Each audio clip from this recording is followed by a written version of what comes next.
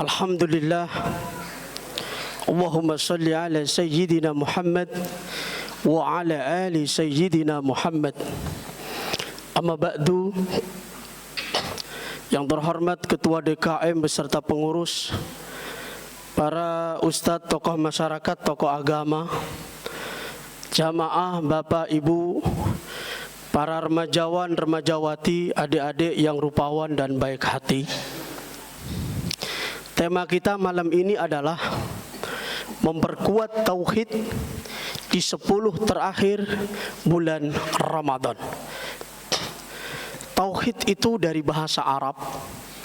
Asal kata dasarnya adalah wahada yuwahidu tauhidan ala wazni fa'ala yufa'ilu taf'ilan, yang artinya pengesaan Allah Subhanahu wa ta'ala.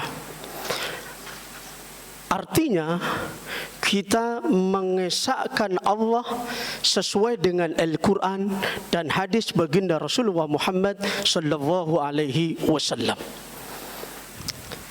Dasar daripada tauhid itu adalah surat Al-Ikhlas.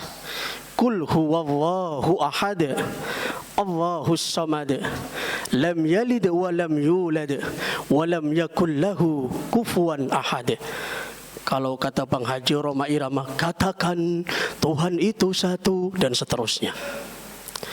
Artinya apa? Bahwa kita sebagai orang Islam harus mengakui dan meyakini mendarah daging dalam diri kita dan hati kita bahwa Allah itu adalah tunggal dan esa. Oleh karena itu kita tidak bisa mengenal Allah, tidak bisa mentauhidkan diri kita kalau tidak ada sebab yang mengarah ke sana. Oleh karenanya Al-Imam Ibnu Taimiyah membagi tauhid itu kepada 3 bagian. Yanqasimut tauhida bi 3 aqsamin. Imam Ibnu Taimiyah membagi tauhid ada 3. Yang pertama adalah tauhid rububiyah. Yang kedua tauhid uluhiyah. Dan yang ketiga adalah tauhid asma wa sifah. Lalu apa yang dimaksud dengan tauhid rububiyah? Mungkin kita ketika membaca surat Al-Fatihah, Bismillahirrahmanirrahim, Alhamdulillahi Rabbil Alamin. Di situ ada kata-kata Rabbil Alamin. Rububiyah, bahwa segala puji bagi Allah yang telah memelihara seluruh alam jagat raya ini. Maksudnya adalah kita harus yakin bahwa Allah yang menciptakan langit dan bumi dan segala isinya, dan juga Allah yang memelihara.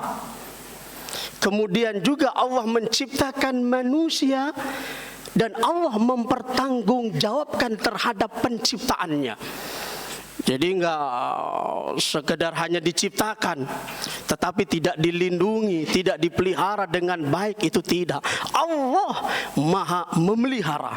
Contoh misalnya kita ini kan diciptakan oleh Allah. Manusia di dunia tentu butuh yang namanya rizki, butuh yang namanya makan dan sebagainya. Semuanya Allah sudah sediakan, Allah sudah tanggung. Maka kita harus yakin alladzi khalaqal mauta wal hayata liyabluwakum ayyukum ahsanu amala. Bahwa yang namanya kehidupan, kematian, semuanya apapun yang terjadi di muka bumi ini sudah iradat Allah Subhanahu wa ta'ala, sudah kehendak Allah Subhanahu wa ta'ala. Ma asaba min musibatin fil ardi wala fi anfusikum illa fi kitabim min qabli an nabra'aha inna dzalika 'ala Allah yasir. Surat Al-Hadid ayat 22. Segala sesuatu yang terjadi di muka bumi ini itu atas kehendak Allah Subhanahu wa ta'ala. Itu namanya tauhid rububiyah. Artinya apa? Semua yang Allah ciptakan di muka bumi ini dan Allah sediakan buat kita sebagai manusia, semuanya atas kehendak Allah Subhanahu wa ta'ala. Harus yakin bumi diciptakan oleh Allah, langit diciptakan oleh Allah, semua yang ada di muka bumi ini diciptakan oleh Allah. Tidak ada sang maha pencipta kecuali oleh Allah Subhanahu wa ta'ala. Itu yang pertama. Yang kedua adalah tauhid uluhiyah. Asal kata ilahun. Ilahun itu artinya Tuhan. Maka konsepnya adalah la ilaha illallah. Tidak ada Tuhan selain Allah. Maksudnya kalau kita yakin bahwa Allah adalah sebagai yang memelihara seluruh alam, dan juga kita harus yakin bahwa Allah adalah Tuhan kita yang harus kita sembah. Konsepnya kita menyembah Allah, mentauhidkannya, jangan ada tendensius yang lain. Jangan ketika menyembah diiringi dengan sesuatu dalam rangka misalnya mendekatkan diri kepada Allah.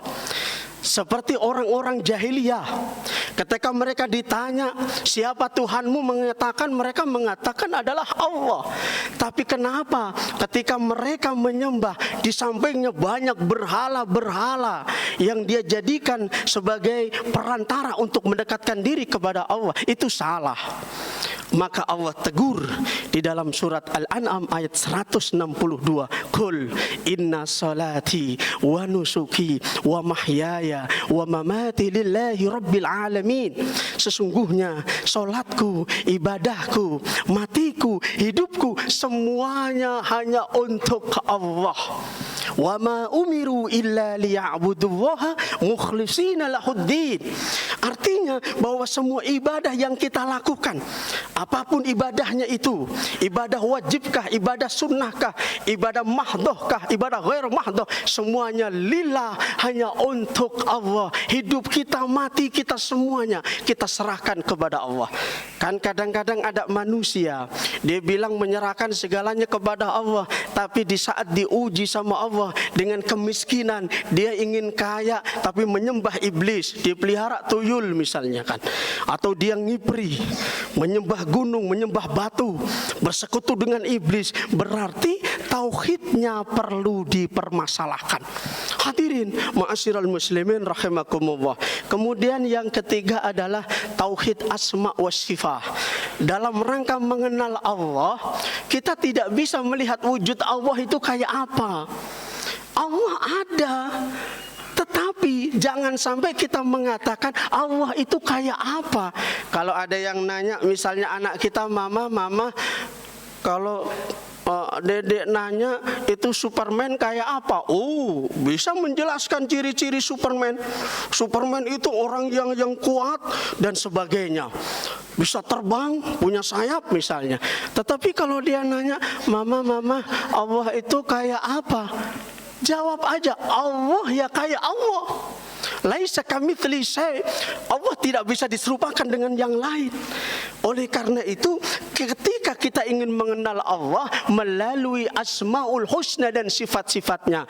Contoh, di bulan Ramadan ini kan kita puasa, tidak ada yang tahu kecuali Allah kan.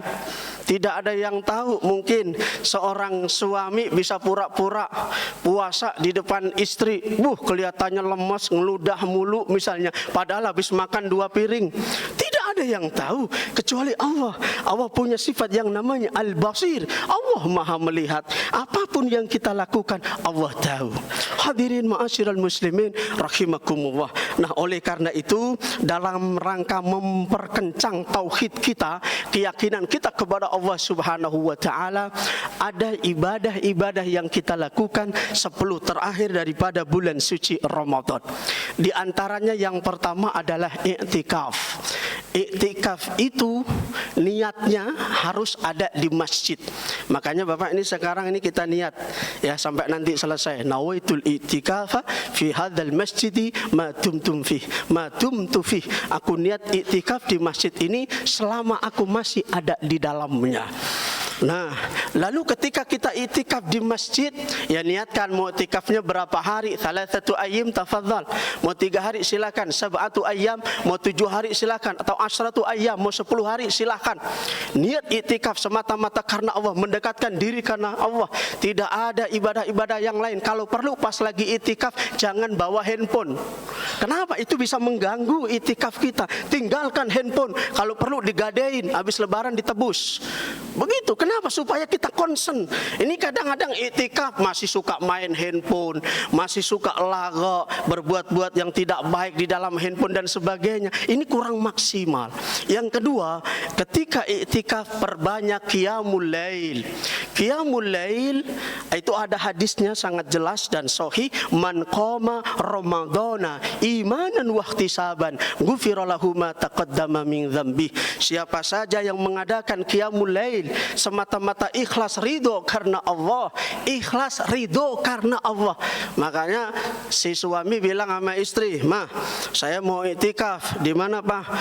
"Di sono, di Mekah," misalnya kan. Ya nggak apa-apa. Yang penting istri ikhlas dan ridho mengikhlaskan kita iktikaf.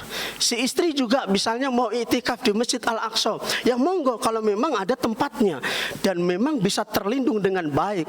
Tapi kalau bisa menimbulkan sebuah fitnah, lebih baik jangan.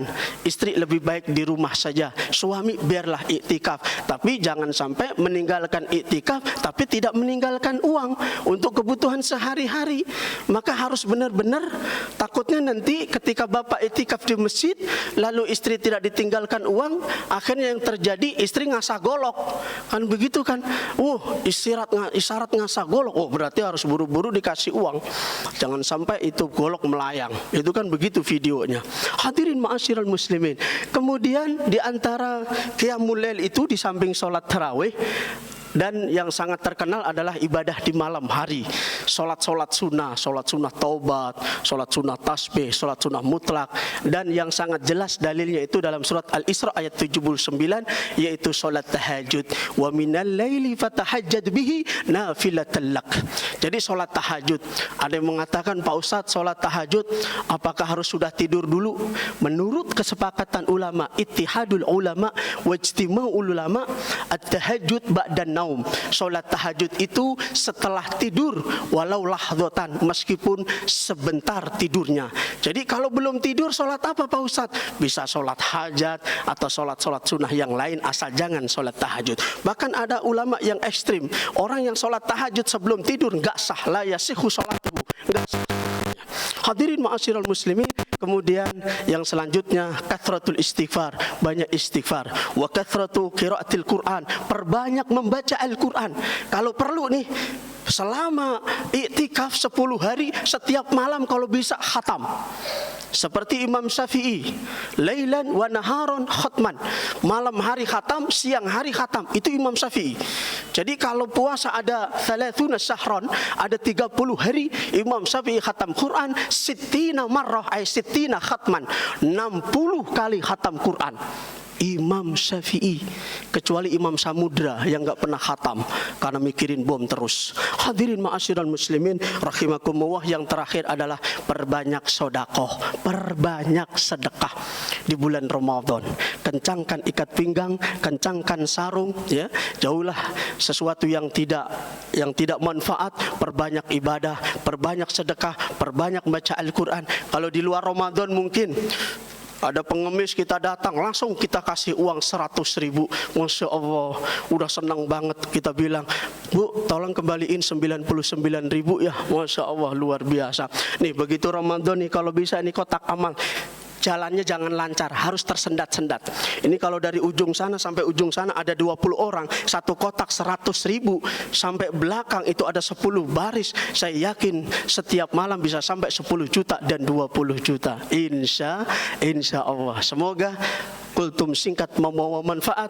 Kesimpulannya adalah, ayo tauhidkan diri kita, bersihkan hati kita, semata-mata hanya Allah subhanahu wa ta'ala. Segala sesuatu yang memelihara kita, Allah sebagai tumbuhan hidup kita, Allah sebagai Tuhan kita. Tidak ada Tuhan selain Allah. Kemudian yang selanjutnya, perbanyak ibadah-ibadah di 10 terakhir bulan suci Ramadan. Semoga Allah berikan kekuatan dan keikhlasan, keimanan kepada Allah subhanahu wa ta'ala untuk memperbanyak ibadah. Amin ya rabbal alamin. Jalan-jalan ke Tenabang, tidak lupa beli emas.